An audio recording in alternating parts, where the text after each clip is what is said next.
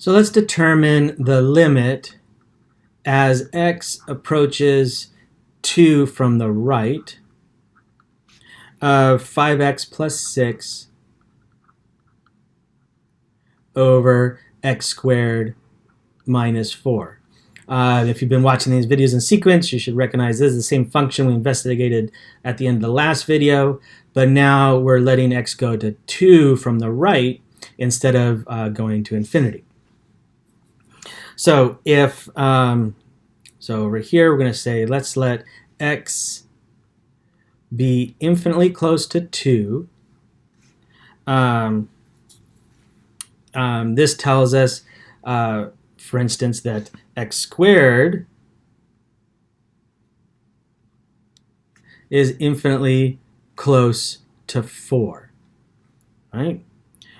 Which tells us then that x squared minus 4 is an infinite number. Now, is it positive infinite or is it negative infinite? Well, in this case, since x is bigger than 2, then we know that x squared is bigger than 4, which means that x squared minus 4 is bigger than 0, so we know that x squared minus 4 is actually a positive infinite number. Now, on the other hand, the top, 5x plus 2, if x is infinitely close to 2, then 5x plus 6 is infinitely close to 16, which means this is a finite but not infinitesimal number on the numerator, and I'm dividing by a infinitesimal, right? I'm dividing by x squared minus 4, which is an infinitesimal, and so we know then that 5x plus 6 divided by x squared minus 4, it's got to be infinite. And the fact that the numerator is positive and the denominator is positive, that this whole ratio is a positive infinite number, and we can determine then that this is positive infinity. On the other hand, if we look at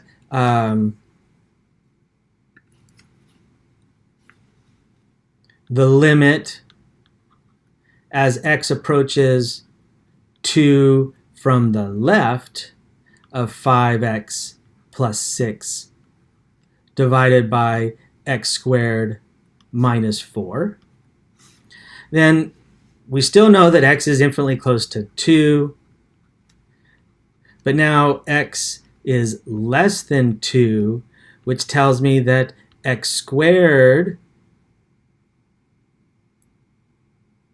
is less than 4. So then x squared minus 4 is less than 0, and it's still x squared minus 4 just is still an infinitesimal, but now it's a negative infinitesimal. And so then this ratio, 5x plus 6 divided by x squared minus 4, is an infinite number, but it's now a negative infinite number because the numerator is still positive. It's still close to 16, but the denominator is negative. And so this limit is negative infinity. And graphically what we have going on is that as x gets close to 2, so let's say 2 here, we have an asymptote, and as we approach it from the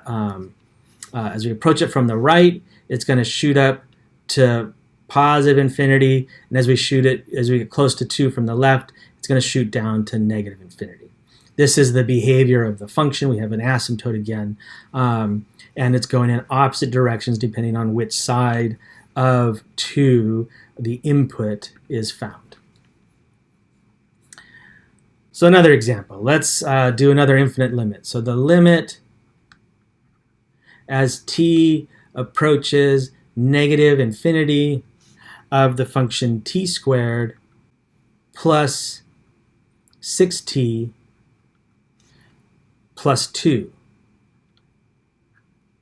So now we're going to let t go to negative infinity. So what's our assumption? That t is an infinite number, but it's negative. So note that this is going to be an indeterminate form because t squared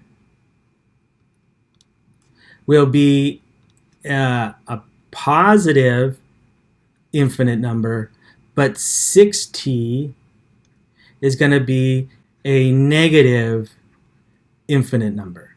So it's not clear if is this some 0? Is it positive infinity? Is it negative infinity? It's not clear. So we have to do a little bit of work. But recall what we did before. We will always factor out the largest power of t when we're dealing with infinite numbers. So this is equal to t squared times 1 plus 6 over t plus 2 over t squared. And we can investigate this a little bit closer. Yes, this is now a positive infinite number. Right? So this is in the positive set of, or the set of positive infinite numbers. These two are infinitesimals. So they're infinitely close to 0. And if I add 1, this is a finite number. And so I've got a finite but not infinitesimal multiplied by a positive infinite number. And so this whole product here has to be a positive infinite number. And so we can determine that the limit as t goes to negative infinity is actually, the output is positive infinite. The limit doesn't exist, but as the input goes to negative infinity, the output will go to positive infinity. In this next example, let's look at the limit as y goes to positive infinity of the rational function y to the fourth minus y cubed plus 1 divided by 2y to the fourth minus 4y squared plus 5.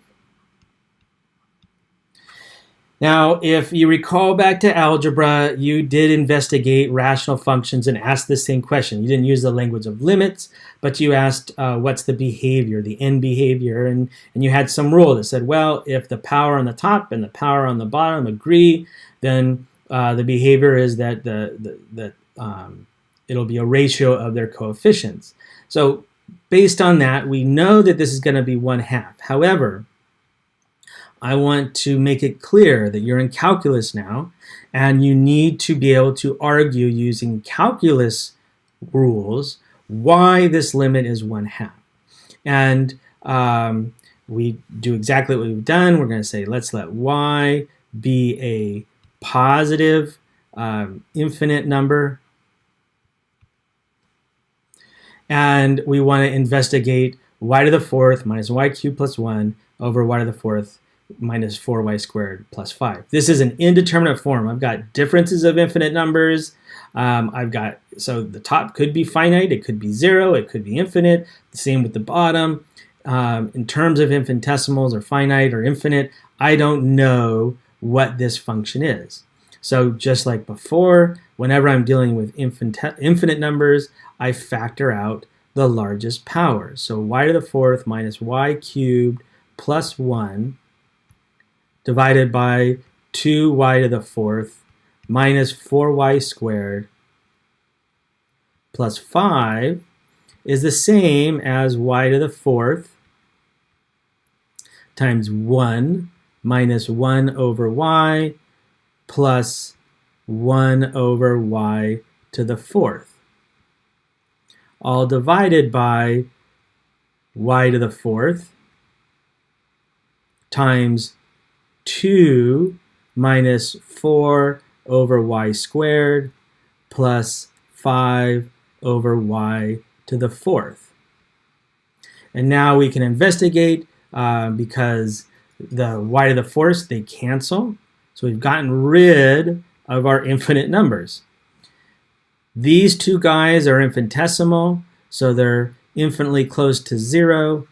These two guys are now infinitesimals, so they're infinitely close to 0. And 1 minus an infinitesimal, this thing's infinitely close to 1. The denominator is infinitely close to 2. And so this whole thing is infinitely close to 1/2. And so using our tools of calculus and infinitesimals, this limit is simply 1/2. And the reason why I stress this, even though you have tools from algebra to have solved this problem, we're going to look at many other more complicated functions that aren't rational, in which we need to be able to make these arguments clear and consistent.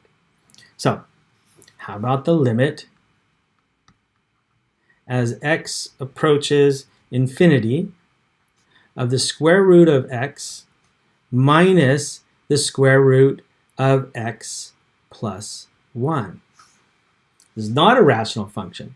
And we've got the square root of an infinite number is infinite. The square root of infinite is infinite. So what is this difference?